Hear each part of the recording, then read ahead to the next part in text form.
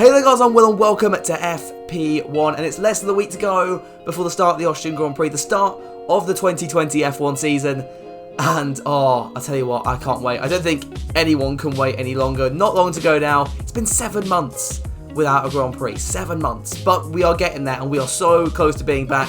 And it's going to be a thriller, I'm sure. So I thought I'd say to start a potential new series, basically preview the Austrian GP rounds. If you were a fan of the channel last year, you'll know that I kind of did instant reactions to the races. Well, I'm going to try and still do those, but add in these preview videos as well. So if you do enjoy this type of content, let me know down in the comments and I will keep it going for you guys. Now, we've already started the weekend with some fairly big news. Obviously, Mercedes launching their new livery for the 2020 season, this all-black livery. I did a video on it earlier today, so if you want to go check that out, there'll be a link in, I think, this corner. Hopefully I get that right, one of these corners, and you can click on that and give that a watch later on. The other thing to take into account here is when we see these cars roll out for the first time in FP1, they are going to look very, very different to what we saw back in testing. The team's obviously had a long time, about 3 or 4 months now, to still work on these designs. Yes, okay, the factories have been shut.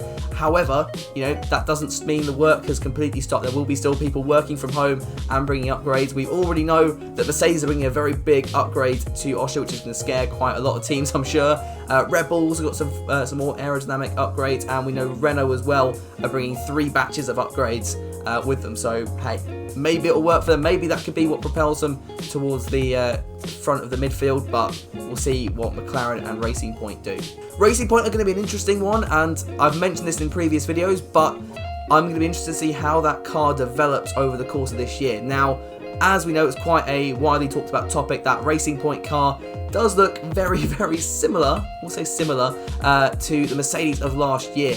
And the problem with that is, yes, okay, that's going to work, and the car's going to probably be quick quite early on in the season, but bear in mind the Mercedes of last year had been developed to probably its peak.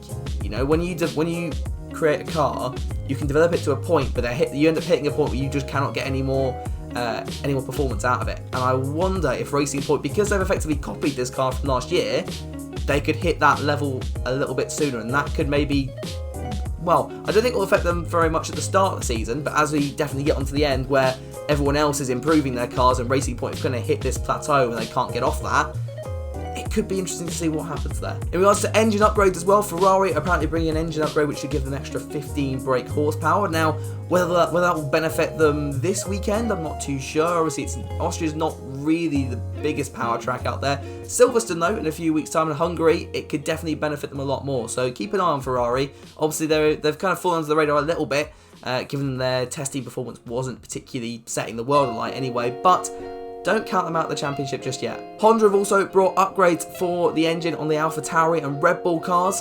Now, this will be quite exciting to see whether that can push Red Bull closer to Mercedes. Obviously, as I said earlier, Mercedes are going to be adding upgrades to their car as well, and I imagine power unit. But you never know. Maybe this could be what gets Red Bull just a little bit closer. It's going to really depend how effective those Mercedes upgrades are. And knowing their history with upgrades, they're usually pretty good. So a little bit worrying, but we'll have to wait and see on Sunday for that one. Now, the really big, exciting thing coming into the weekend is that, well, apart from F1 being back, we have rain, and we have the potential for thunderstorms as well. Now, knowing our luck, the rain will hit 5 minutes after the race is finished, but we could see the drivers getting very wet this weekend. Hold on. Now, as far as tyres are concerned, Pirelli have brought the C2, C3 and C4 compounds. Now, for those who don't know much about tyres in Formula 1, Pirelli have basically got 5 sets of compounds, the C1 all the way up to the C5. The C1 is the hardest compound, which basically means it lasts the longest in the race situation, but isn't quite as quick. Meanwhile, the C5 is the softest, so it lasts the shortest amount of time, but it is the quickest tyre out of the batch. So they've gone fairly conservative here, as have the teams. Some of them only brought 1 set of the hard tyre, but Ferrari are the only ones that have really varied their strategy at all. They've brought less sets of the soft C4 tyre and instead picked more of the C3 and C2 than some of the other teams anyway. Now, whether this affects strategy, I'm not sure, especially with rain predicted. It might not affect the race strategy too much, as all the teams get the same amount of wet or full wet and intermediate tyres to any race anyway. They don't get the chance to pick how many of those they want. But you never know, it is interesting to see Ferrari do something a little bit different on strategy to the other teams. Maybe they are trying to do something that might help make up that performance deficit to someone like a Mercedes or a Red Bull. We just don't know. So next I thought I would jump into my qualifying predictions. Now, yes, we've had a lot of upgrades. It's going to be even more difficult than ever before to predict who is going to be the quickest car on the field, but I'm going to say Mercedes have the advantage on 1 lap pace. Looking at testing, and I know testing isn't the best gauge, but at the moment it's the only gauge that we have, Mercedes definitely look like the quickest guys around 1 lap. Now, race pace we'll get onto in a minute. I think Red Bull might have a bit more of an edge, or at least be closer, but let's stick to qualifying for now. So I'm going to say, I'll go from 3rd down. For 3rd place, I'm going to go with Valtteri Bottas. 2nd, I'll go for Max Verstappen, and then 3rd, Lewis Hamilton. And I think Bottas, he's quick, but I think obviously, looking at Red Bull's history with this track, and Verstappen is absolutely rapid. He won last year, he won, I think, the year before as well, I want to say. So, Red Bull definitely have an advantage in a race situation, which we'll get onto in a minute. And I think that's going to help him a little bit in qualifying as well. So he might be able to get that Red Bull car onto the front row.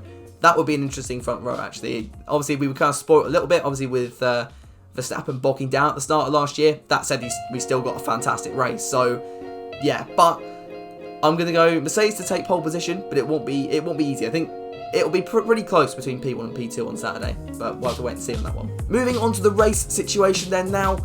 If this was a dry Grand Prix, I'm very, very torn between Hamilton and Verstappen. I think, obviously Verstappen's won it for the last couple of years, but Hamilton and that Mercedes, it just looks so dominant this weekend, or this season in the whole, actually. And I just feel like Hamilton might be able to edge that Mercedes into the lead. I feel like Red Bull could still be quicker and could still have better race pace, but I don't think they'll have enough extra performance to overtake that Mercedes, if you see what I mean. Obviously in Formula 1 you can be the quicker car, but you have the issue of overtaking in dirty air at the moment. Now that problem is hopefully going to be fixed in a couple of years time with the 2022 regs, but for now we're stuck with the current set of regulations, and that makes overtaking with only a slight performance advantage very, very difficult.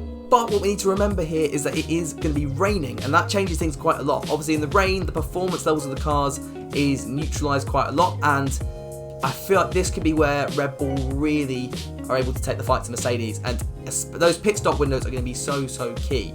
So with rain, I'm going to say Verstappen ahead of Hamilton, and for P3, if it's raining, I'm going to be a little bit bold. I'm going to say Carlos Sainz. So McLaren seem to have a very quick car this year. I think they're going to be fighting for best of the rest with Racing Point and maybe Renault if their upgrades work this time around. We'll have to see. But I think Carlos, this could be his year, definitely. Obviously, he's moving to Ferrari. He's not really got to worry much this year about securing a seat because he's got one. But this could really kind of solidify him and his legacy at McLaren in a way.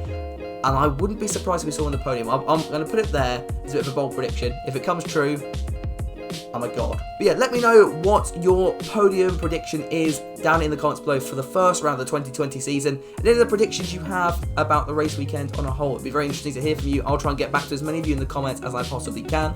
With all said and done though, I hope you have a lovely rest of your weekend. Enjoy the Grand Prix, and I will catch you for the race rundown after the race is finished. But yeah, that's it from me. Have a good one, guys.